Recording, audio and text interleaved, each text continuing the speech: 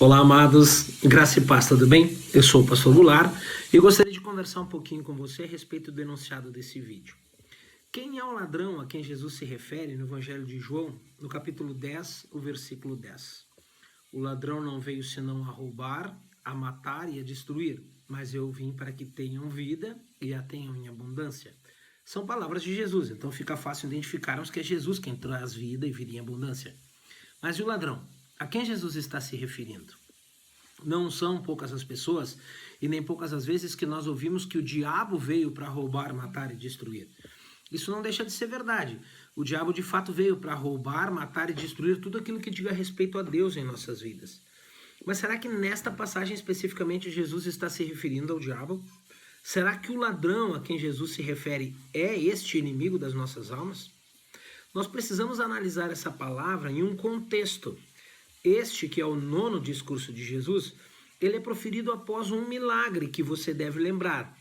No Evangelho de João, também, capítulo 9, Jesus e seus discípulos encontram um homem e os discípulos perguntam: Rabi, quem pecou, ele ou os seus pais, para que nascesse assim? E ele responde: nem ele e nem os seus pais. Isso é para que seja manifesta a obra de Deus. E isso aconteceu.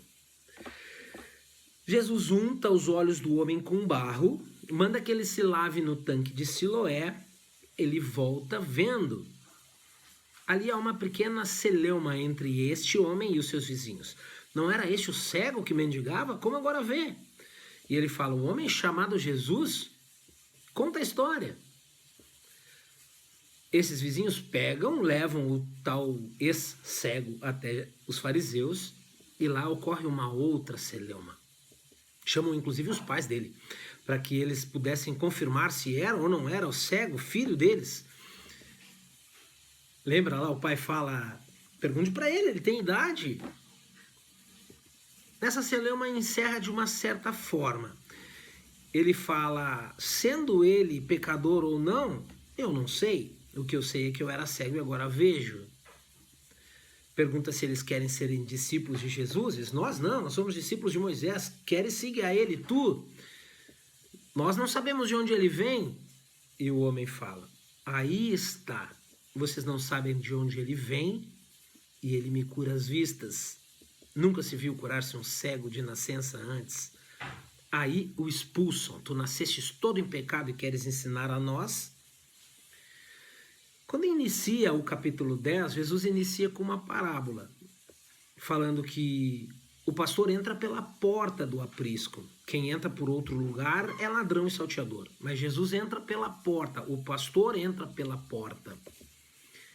E que a ovelha conhece a voz e ele conhece as ovelhas pelo nome. Seus discípulos não entendem essa parábola e ele explica: eu sou a porta das ovelhas. Aqueles que entrarem por mim. E aí ele fala que todos aqueles que vieram antes dele eram ladrões e salteadores.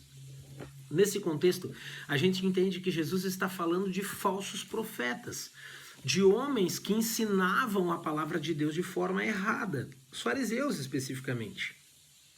Haviam expulso aquele homem, e aí a gente pode entender que o aprisco é o judaísmo, expulsam aquele homem, que entra pela porta. Agora Cristo, para um aprisco novo, e ele ainda depois diz: ainda tenho outros que não são desse aprisco que eu preciso buscar.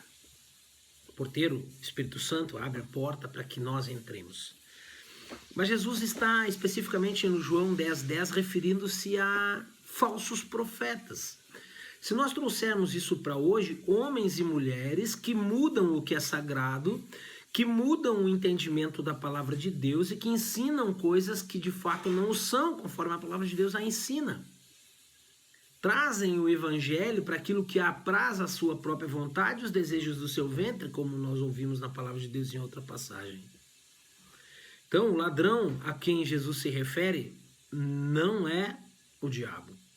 O ladrão são falsos profetas que ensinam a palavras de forma equivocada. Embora, repito, o diabo veio para roubar, matar e destruir tudo que diz respeito a Deus em nossas vidas. Mas atente-se, a palavra de Deus precisa ser pregada em sua santidade, em sua verdade.